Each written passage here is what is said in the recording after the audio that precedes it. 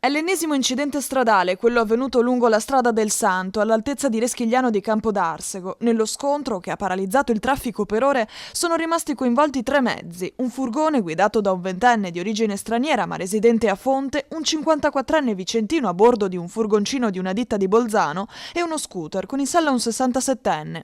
Ad avere la peggio il ventenne trevigiano, che secondo le ricostruzioni dei carabinieri di Cittadella stava procedendo in direzione Padova da Castelfranco Veneto. Il giovane è rimasto gravemente ferito dopo un doppio sorpasso, finendo la sua corsa contro il furgoncino. Illeso invece il conducente di quest'ultimo. Estratto dalle lamiere e dai vigili del fuoco del distaccamento volontario di Borgoricco, il giovane, stabilizzato sul posto dai sanitari del 118, è stato poi trasportato in codice rosso all'ospedale.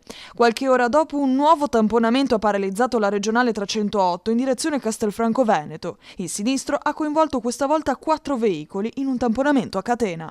Purtroppo la strada è stata sistemata perché dopo abbiamo subito tante critiche per aver naturalmente tentato e voluto assieme a Veneto Strada di sistemare il manto stradale.